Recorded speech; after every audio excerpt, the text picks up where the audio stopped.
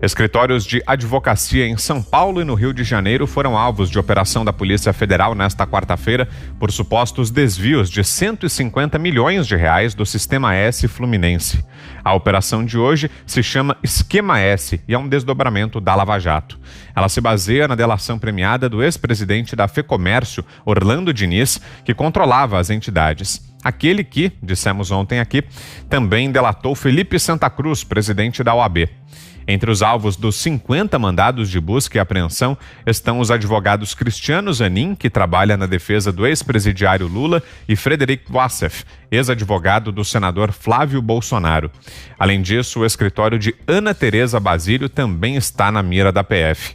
Ela é apontada como uma das chefes do esquema que supostamente gerenciava propinas a agentes públicos.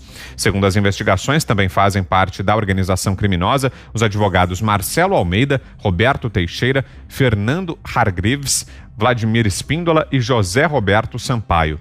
Eduardo Martins, filho do atual presidente do Superior Tribunal de Justiça, ministro Humberto Martins, foi implicado pela PF. Da mesma forma, o ex-governador Sérgio Cabral e a esposa dele, Adriana Anselmo. Cristiano Zanin, que virou réu, e Roberto Teixeira são apontados pela denúncia da Força Tarefa como responsáveis por reunir e aprovar propostas de escritórios de advocacia dispostos a blindar então dirigente da Federação do Comércio em troca de pagamentos milionários. De acordo com a decisão do juiz Marcelo Bretas, os pagamentos eram feitos em virtude de contratos de prestação de serviços advocatícios ideologicamente falsos. Esse é então o nosso primeiro assunto do programa de hoje. Antes de passar aqui aos companheiros, faço apenas um aviso para você que está acompanhando a nossa transmissão pelo Panflix e pelo YouTube. Nós abrimos agora a transmissão, houve um probleminha técnico, então atrasou um pouquinho o início do nosso programa para você que está aí nos assistindo. No rádio normalmente já estávamos no ar, então você que está chegando agora, seja bem-vindo. Nosso primeiro assunto é essa operação de hoje da Polícia Federal, que teve como alvos vários advogados de políticos, o ex-advogado da família Bolsonaro, advogados do ex-presidente Lula também. É o nosso primeiro assunto. Começa com você, Zé Maria. Diga aí. Pois é, olha, é uma operação bem democrática. Viu que não poupou ninguém. O advogado do ex-presidente Lula, advogado da família Bolsonaro, advogados ligados a ministros aqui dos tribunais superiores e ao Tribunal de Contas da União, e advogados dos poderosos por aqui. Esse é um tema sempre debatido aqui nos Pingos nos Is. E a impressão que eu tenho é que o juiz acabou, o doutor Marcelo Bretas acabou entendendo o que significa hoje o escritório de um advogado. Eu vou contar aqui uma historinha, Ana e Fiuza. Os advogados conseguiram uma maioria no Congresso Nacional e apoio.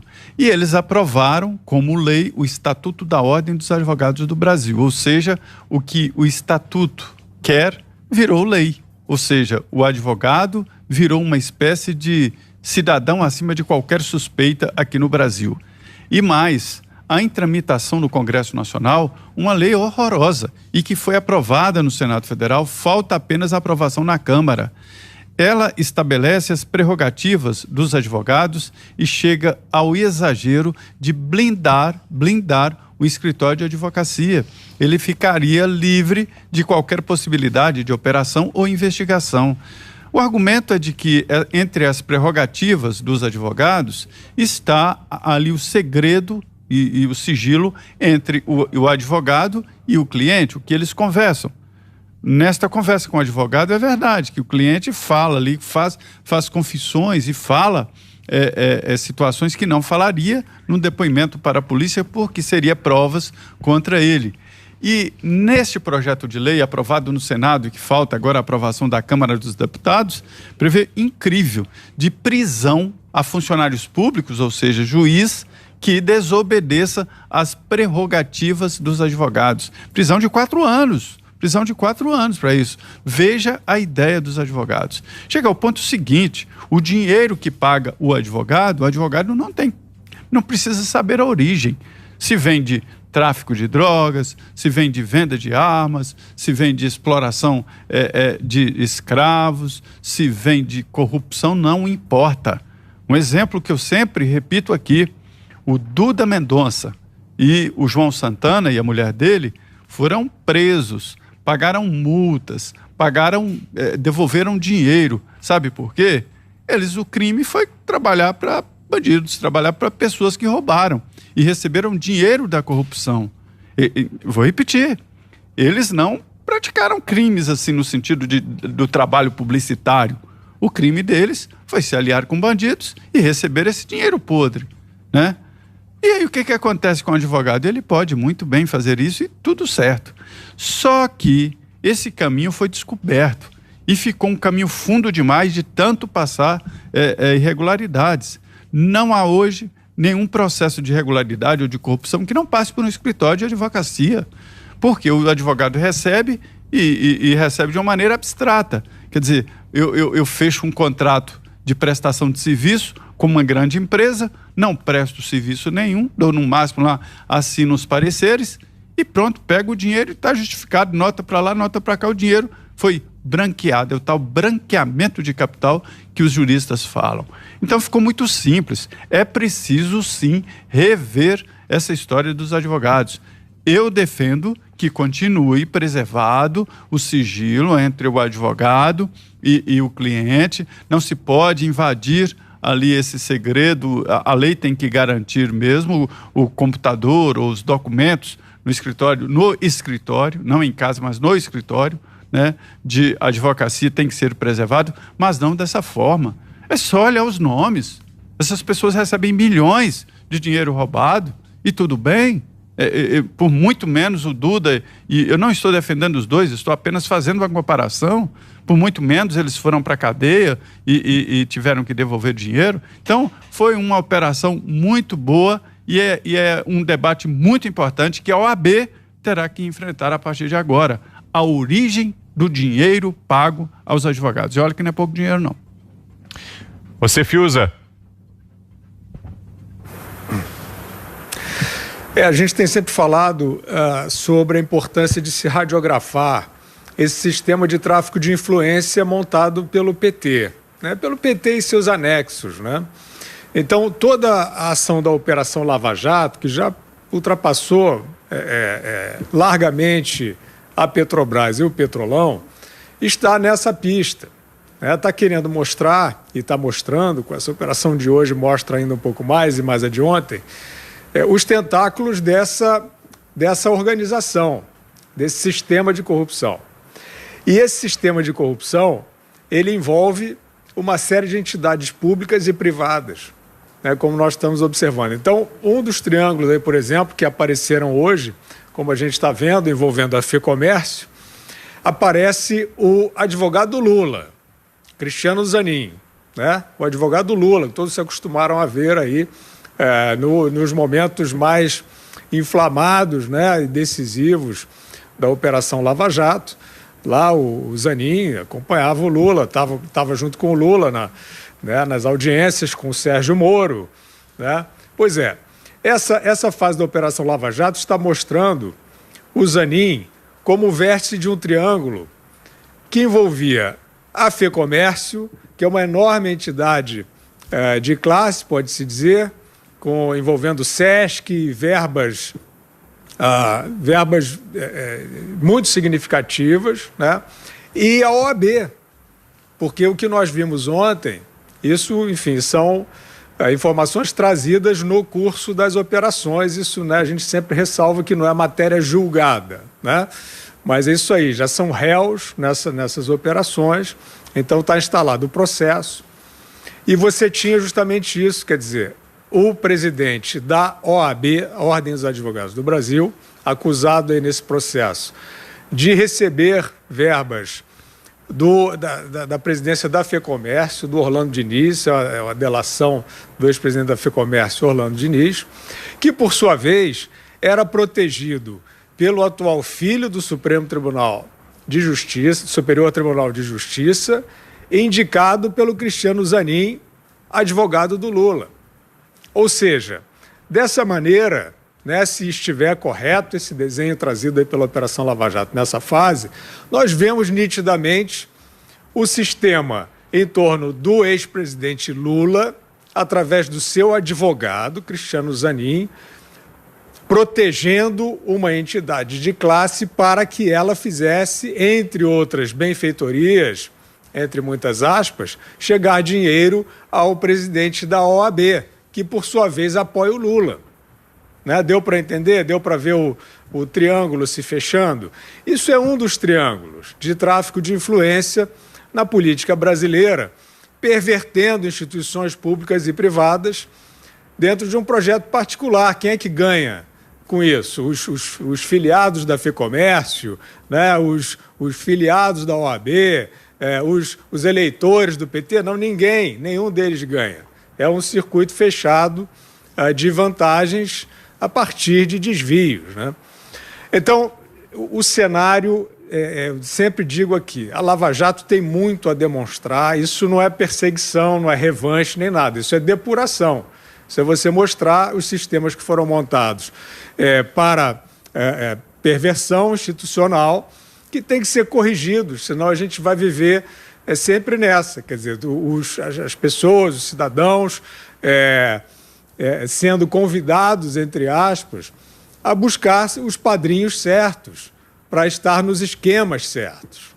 Né? Então é isso, essa Lava Jato é um grande avanço contra os esquemas, contra as panelas. Né? Eu costumo dizer que, se você fizer a conta só dos honorários advocatícios pagos pelos réus do PT, desde o mensalão, você tem bilhões de reais. Então, como assim? Acho que travou um pouquinho a conexão com o Fiuza. A gente vai refazer o contato então para o Fiuza concluir o comentário dele. Antes, passo para Ana Paula também. Na sequência, a gente volta com o Fiuza. Vai lá, Ana. Vitor, a gente sempre fala aqui, né? Toda vez que eu tenho a oportunidade de estar aqui nos Pingos com vocês, eu tento trazer o que economistas, investidores, políticos, os cidadãos americanos também, o que eles pensam do Brasil. E eu sempre repito aqui que a força-tarefa da Lava Jato, toda a operação, trouxe um outro ar para estrangeiros, não só para americanos, mas para estrangeiros em relação ao Brasil, como uma nação séria no combate à corrupção, né, que um começo sério, que a gente sabe que o próprio mensalão, né, a gente poderia ter visto a Lava Jato ter outros caminhos lá atrás, mas foi enterrado, a gente sabe a história, e a gente sabe que a Lava Jato, hoje essa operação, ela mostra mais uma vez que a Lava Jato, ela não tem ideologia, ela não tem vontades partidárias, ela vai de encontro onde as artérias da corrupção e onde investigações em relação a essas artérias, elas se emaranham aí no Brasil. Então, o que a gente vê, Vitor, é que hoje nós devemos proteger, sim, a Lava Jato, apesar de muitos ataques que a gente entende que eles vêm também agora por parte do judiciário. A gente está vendo aí o próprio ministros da corte mais alta do país aí já tentando pavimentar um caminho para tirar o ex-presidente e condenado Lula, né, das tramas aí da Lava Jato, da justiça da Lava Jato, exatamente para colocar num falso debate público, né, de que ele estaria apto a participar, a voltar à cena política no Brasil.